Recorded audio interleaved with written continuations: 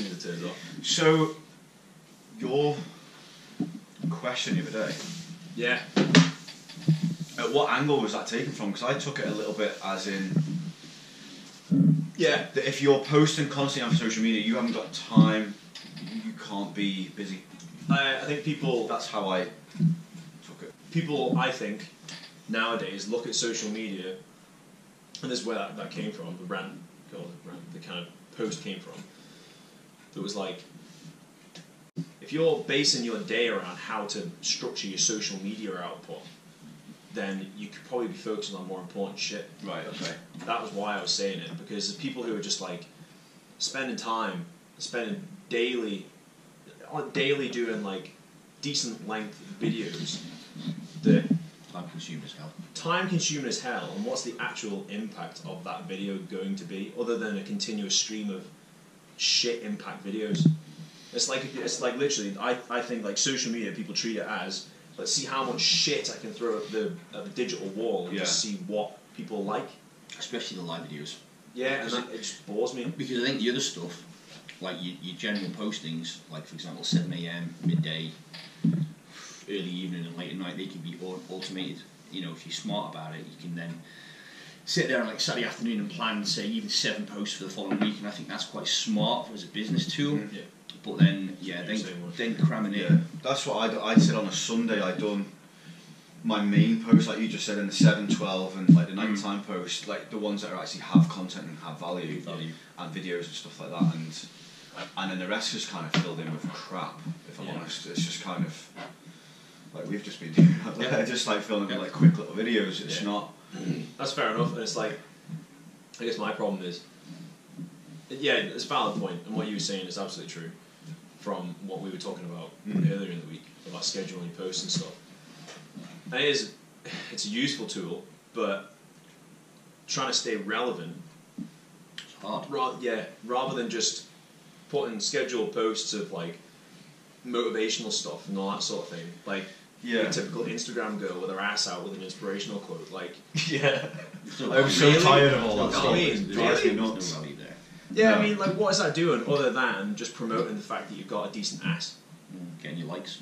Yeah, exactly, and that's what it is. People are basing their Instagram stories and their Instagram stuff around how many likes they're getting, thinking that the likes and the followers translate directly into value, but it's about having like real value and real followers. Like, who is it who wrote that?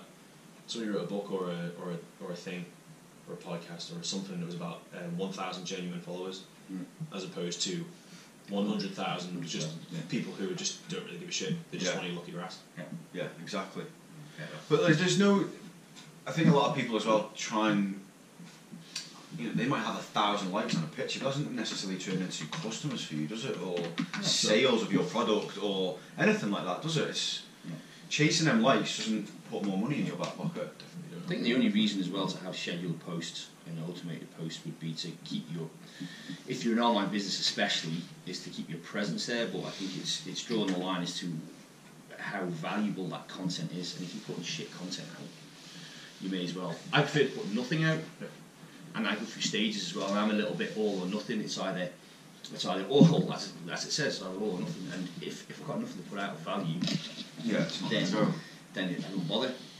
But then I get into the position where sometimes I get carried away and I'm like, shit, no, I've got to post, got to do a live video, and it ends up being shit, and I know it's shit, and the amount of times I've posted something or done a live video or a stream of live videos, and after even like, if it's within the 24 hours, I've gone back and I've deleted them because I'm actually embarrassed. I'm like, you know what, why have I done that? Yeah. But then it reels back to showing, like, getting your audience to buy into the real you, buy into the person, and actually understand that person's sort of what is really making them tick and what they're about, instead of like putting like a front on.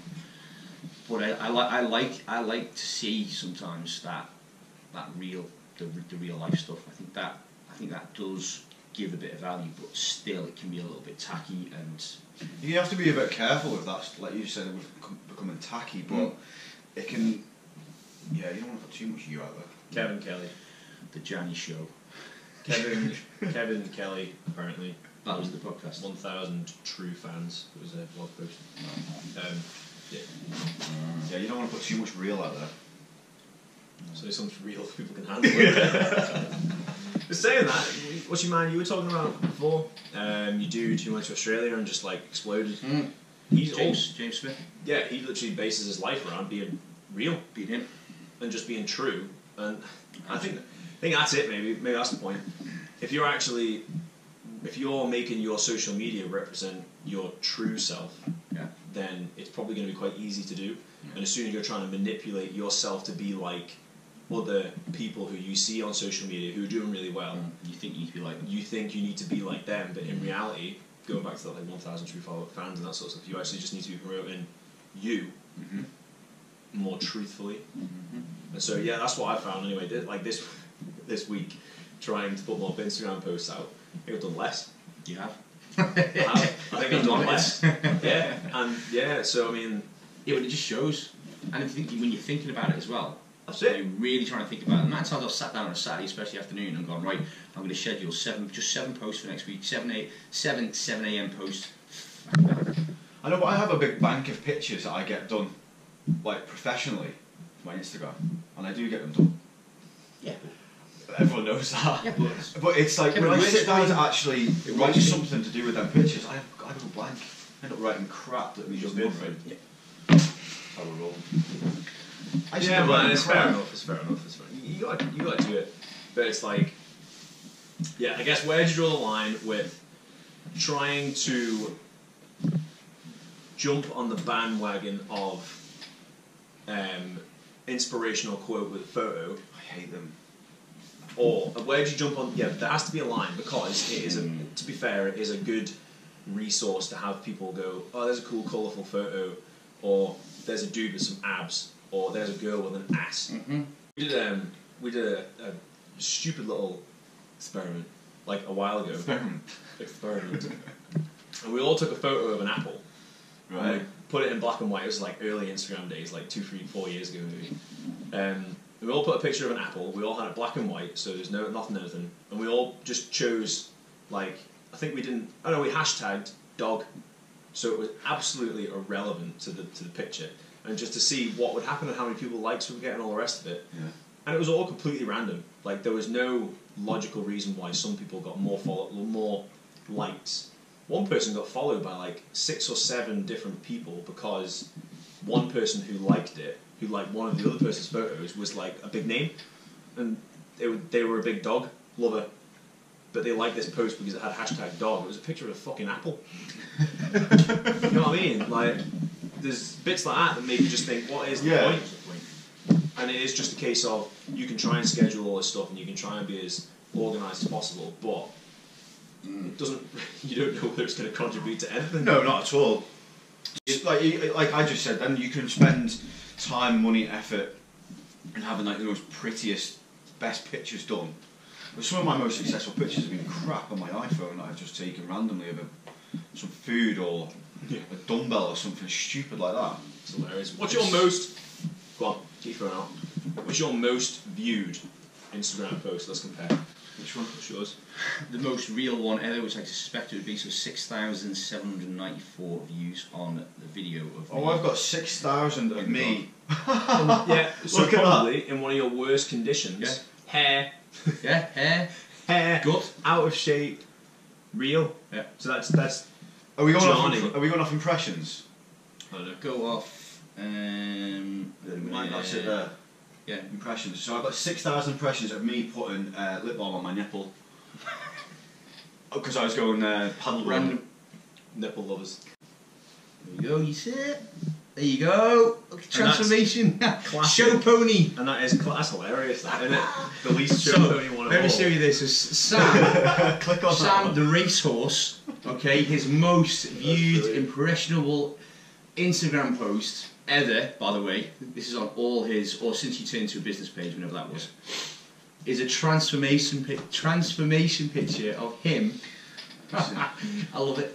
That's hilarious. Instead of lifting 200 kilos like you do, easily. There we go. It's a fucking joke, that, isn't it? Mental. But that's quite interesting. So mine was a nipple picture. yours was nipple pic. Yours was out of shape. So yeah. Was it out of shape? Well, second real. most viewed I don't know what yours was, to be honest. So mine was me putting thing on my I know, neck but I was I'm going paddleboard. What I'm thinking is, what context does that drop into? Like at least mine was like clearly out of shape, real. Sam's was like the opposite end of the scale. So Where does mine fit in? Where does yours fit in?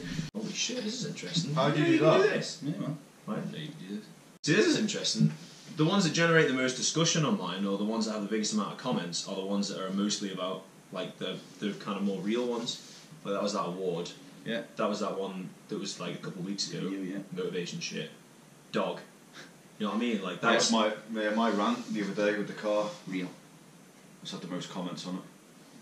More real. Oh, interesting. Real. I didn't even know you could do all this, you know. I didn't know either. There it is. But going back to the kind of gist of it, I was out on Saturday, and it has happened before. That was a good bit. And this isn't about like, I don't need to come across as like what I'm just doing my thing. And yeah, getting to twiddles about, like we said, about oh shit, I'm posting too much, I'm not posting enough, and random posts and structured posts and all that bollocks. But I had this random dude, pretty drunk to be fair, just approached me, clearly bless him, in a bad place, and he's like, I really appreciate what you put out on social media. You know, and it helps. And he actually said to me, he said, most people probably think you're a dickhead. Or most probably think you're a dickhead, but there's a lot of people that it helps and it impacts with, you know, and it was like, fucking hell. And it was quite nice. It was quite nice to think, actually, some of my shit actually does, because at the end of the day is we want to help people. Do you know what? Look at it this way though, that's the interesting point though. Interesting, sorry. Go on. It's just you can do. How many people have saved your stuff? I just found that on the bottom. That'd be interesting.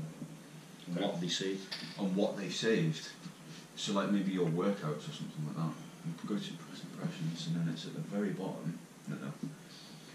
All and then at the very bottom in the middle, saved. And that's your top post again. Yeah. Out of shape. Hey. It's been Gianni's one. Out of shape video. Mine's doing a bicep curl. You see, because I'm shocked, like fucking hell, Murphy's doing a bicep curl. No, but to be fair though, there's a different type one. Look, it was that. Oh, it was the bar, wasn't it? So people are realistically, it's I guess training advice. Yeah. Plus my arm looks fucking massive in that picture. It does. Are you squeezing that like tight into the body as well? Obviously. That's what we are. The lighting's brilliant on that post, by the way. Yeah, it is. It's great. You know, there's so much shadow going on. It's fantastic. You've got to stand in the right place. I mean, look at that adult. Look at it. It's great. You don't like that in real life. Anyway, what I was saying before, about G and that person who said, yeah, it was quite sort of like, it was quite nice to hear. It kind of made you feel like you do something right. Look at it this way. Are you, I know the answer already, but are you willing to have 1,000 people look at your video and say, that's fucking dick, to then have 5 people who will actually, like, you know, better their lives, or they'll change their life in a positive way? Totally. Yeah. Obviously. Yeah. And so I guess that's, realistically, that's the point, isn't it? Yeah, ultimately.